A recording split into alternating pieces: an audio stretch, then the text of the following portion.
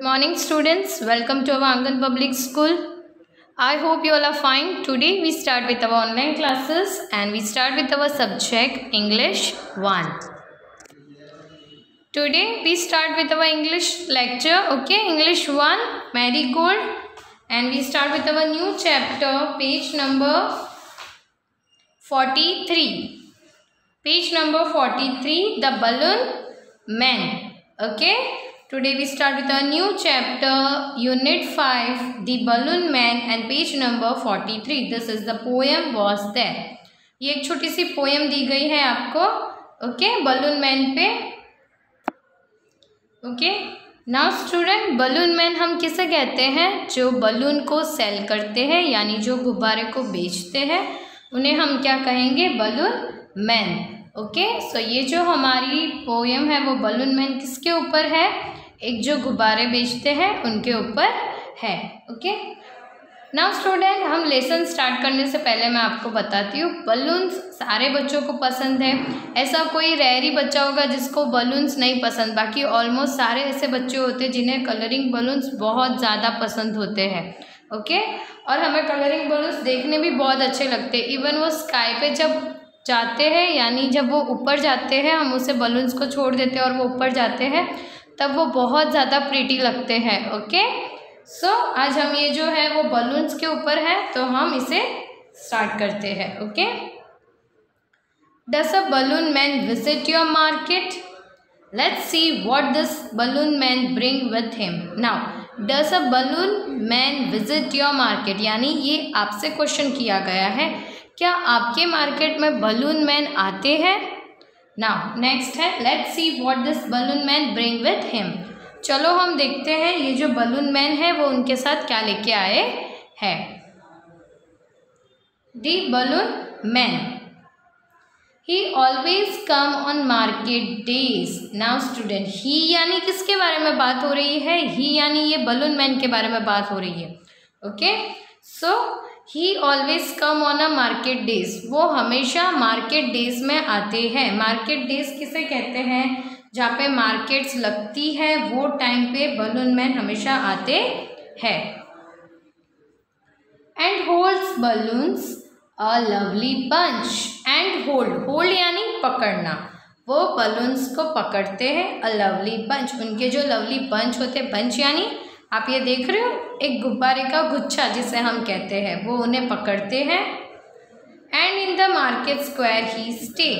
Market square, market square किसे कहते हैं? जहाँ पे मार्केट लगी होती है वो प्लेस पे वो वहाँ पे खड़े रहते हैं. स्टे यानी वहाँ पे रहना. तो जो बलून मैन है वो कहाँ रहते हैं? मार्केट में रहते हैं, मार्केट की प्लेस पे, ओके. बलून का गुच्छा पकड़ के वो कहाँ सेल करते हैं? मार्केट प्लेस पे सेल करते हैं. They are red and purple, sorry, and never seems to think of a lunch. And never seems to think of a lunch यानी हम वो कभी उनको लंच करते हुए हमने सोचा ही नहीं है, और वो हम लंच करते हुए उन्हें हमें कभी देखा नहीं है. वो हमेशा कड़ी धूप हो या कोई भी ऐसे क्लाइमेट्स हो बट वो बलून मैन है, वो वहाँ पे खड़े होके अपने बलून्स को सेल करते हैं, ओके.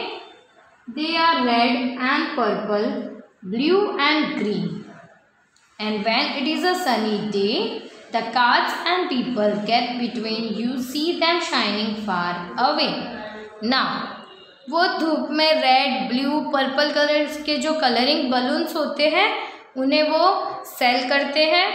सनी डेज यानी धूप के टाइम, यानी जो धूप होती है, कड़ी धूप में वो उनके जो बलून्स हैं उन्हें सेल करते हैं. The carts and people gets between. Carts किसे कहते हैं? कार्ट्स हम ऐसे कोई जो बैलगाड़ी होती है और हॉर्स कार्ट बोलते हैं, जैसे हॉर्स कार्ट यानी घोड़ा गाड़ी होती है, उसे हम कार्ट्स कहते हैं. बट इसमें क्या बताया गया है? कार्ट्स यानी जो लारी आती है उसे हम कार्ट्स कहते हैं. जैसे वेंडर्स लेके घूमते हैं, वेंडर्स जो हमारे सोसाइटी में लेके आते हैं, ओके. वेंडर्स जो होते हैं जो बेचते हैं, वैसे उस तरीके से कार्ट्स में क्या बताया गया है? जिसे हम लारी कहते हैं, ओके. तो वैसे ही सारे पीपल्स वहाँ पे खड़े रहते हैं मार्केट्स में, उनकी चीज़ें सेल करते हैं. तो उस टाइम पे ही you see them shining far away. तो वैसे ही टाइम में अगर ऐसे धूप में बलून्स खड़े रहते तो वो बलून्स शाइन करते हैं दूर से भी. तो वो हमें दूर से ही नज़र आ जाते हैं। ओके, बलून दूर से ही हमें क्या देखते हैं, दिखाई देते हैं।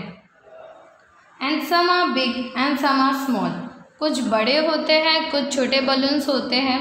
All tides together with a string, वो सबको एक साथ बांधा जाता है, स्ट्रिंग यानी ये रस्सियों से उन्हें एक साथ बांधा जाता है। And if there is a wind at all, अगर उस टाइम पे हवा चलती है, they tug and tug like anything. Tug and tug किसे कहते हैं स्टूडेंट, कोई चीज़ खींचती हो, ओके, उसे हम टग कहते हैं। तो ये दो लाइन में क्या बताया गया है कि जब जोर से हवा चलती है तो इस तरीके से हमें फील होता है जैसे ये जो बलून है वो हमें ऊपर खींच रहे हैं। Okay, some days perhaps he'll let them go and we shall see them sailing high. बच्चे क्या कहते हैं कि हम सोचते हैं कि कभी ये सारे बलून्स एक साथ ऊपर उड़ जाने चाहिए, यानी सेलिंग हो जाने चाहिए ऊपर, और हम उसे देखें। And stand and watch them from below, they would look pretty in the sky. हम नीचे खड़े होकर वो बलून्स को देखें और वो बलून्स हमें बहुत प्रीटी लगते हैं स्काई में।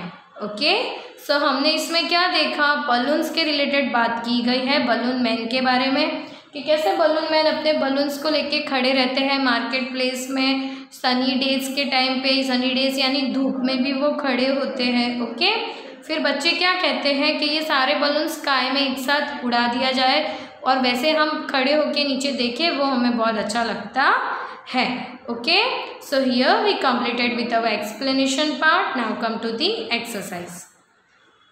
Turn your page, page number 44.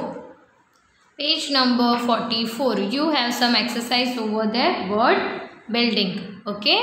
Word building. Heading. Identify the words from the jumbled letters and write the word in the space provided. Now students, यहाँ पे ये jumble words दिए गए हैं आपको, यानी ऊपर नीचे words को किए गए हैं letters को, आपको उन्हें सही manner में रख के एक proper sentence बनाना है। Okay. Now first one देखो, LLABOONS, ये कोई वर्ड नहीं होता है, बट हमें उसे सही मैनर में लिखेंगे तो वो क्या हो जाएगा, balloon, BALLOONS, balloons. Okay, next है ब्लू, BLUE, ब्लू। यहाँ पे क्या वर्ड दिया है, ULBE, तो वो कोई वर्ड नहीं होता है, BLUE क्या हो जाएगा, एक प्रॉपर मैनर में वर्ड हो जाएगा, क्या होगा, ब्लू। नेक्स्ट है WOLBE, ये कोई वर्ड है, नो, बट आप क्या लिखोगे यहाँ पे, below, BELOW, below. Okay, elbow भी आप लिख सकते हो, इससे एल्बो भी बनता है। ओके, नेक्स्ट है CUNLH, ये कोई वर्ड नहीं है, बट आप बनाओगे तो इसको क्या हो जाएगा प्रॉपर मैनर में, lunch, LUNCH, lunch. Then it's people, PEOPLE, people. Next cards, CART, cards. Okay, so here we completed with number 1. Now come to the exercise number 2. Put the words given in the box into the following groups. Okay, first one, number A, nature. Nature में कौन सी चीज़ आती है वो आपको ये नीचे blue colour के box में फाइंड आउट करके आपको लिखना है। देखो ब्लू बॉक्स में बहुत सारे वर्ड्स दिए हैं, wind, turnip, purple, pineapple, sky, green, grass, white, yellow, rice. Okay, now इसमें से जो चीज़ नेचर में आती है वो नेचर में लिखना है, फूड में आती है वो फूड में लिखना है, कलर्स में आती है वो कलर्स में लिखना है। Clear? So first one is nature. Nature में कौन सी चीज़ आती है, wind, grass, sky. Okay, next है फूड। तो फूड में कौन सी चीज़ आएगी, पाइनएप्पल, राइस, टर्निप। आपको 2 ही डैश दिए हैं, बट आपको थर्ड वन खुद से एक डैश बनाना है। ओके, और उसमें आपको फिलअप करना है। फिर कलर में है white, yellow, purple, green. Clear? Okay, now come to the next page, page number 45। You have some puzzle over that student. आपको पजल है, आपको ये सॉल्व करनी है, ये आपका होमवर्क है। मैं आपको नीचे यहाँ पे बता देती हूँ कलर्स नेम, आपको वो कलर्स नेम खुद से फाइंड आउट करने हैं इसमें। ओके, सो फर्स्ट वन है ऑरेंज, जो यहाँ पे ऑलरेडी किया हुआ है आपके लिए, तो आपको सेम नेम यहाँ पे लिखना है, orange. Then brown, BROWN, brown. Third purple, PURPLE, purple. Fourth pink PINK pink. Fifth yellow YELLOW yellow. Sixth blue BLUE blue. Clear? Okay, आपको यही कलर्स के नेम्स ढूंढ के यहाँ पे उन्हें सर्कल करना है। ओके, तो वो आपका होमवर्क है, आपको यहाँ पे HW पुटअप करना है। Now come to the fourth number exercise. Fill in the blanks in the balloons with their opposites. You can find them in the poem The Balloon Man. One is done for you. Now opposites है, आपको opposites करने हैं। First one is done for you. Never का क्या आएगा? Always. Never यानी कभी नहीं, ऑलवेज यानी हर रोज। फिर है स्मॉल, स्मॉल यानी छोटा, बिग यानी बड़ा, रेनी यानी जो बारिश होती है तो किस गीला गीला हो जाता है, तो आपको क्या लिखना है? Dry, DRY dry. ड्राई यानी सूखा पड़ जाना। फिर है लो, तो लो का क्या आएगा? High, HIGH high.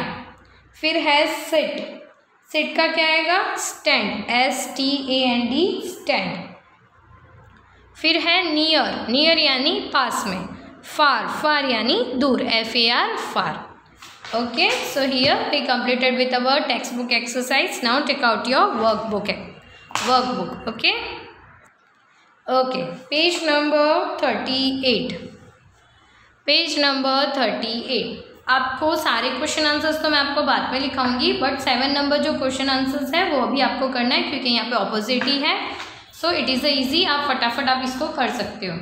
Find out the opposite of the following words from the poem. First one is never, as it is जो टेक्स्ट बुक में लिखना है वही आपको यहाँ पे लिखना है ऑपोजिट, ऑलवेज। सेकेंड है नाइट्स, आपको लिखना है डेज। थर्ड है रेनी, आपको लिखना है ड्राई। फिर near, far, big, small, low, high, sit, stand, above, below, BELOW below. Okay, now come to the MCQs part. Exercise number 2, right the correct option A, B, C और D in the box. First one, when does the balloon man come, कब आते हैं balloon man? तो on the market days, यानी on market days, market days में वो आते हैं, आपको बी पे टिक करना है।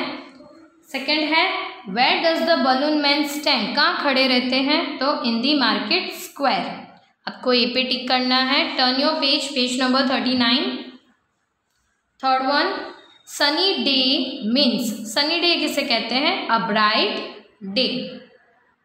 Fourth one, on a sunny day the balloons, sunny day के टाइम बलून्स कैसे लगते हैं? Shines far away.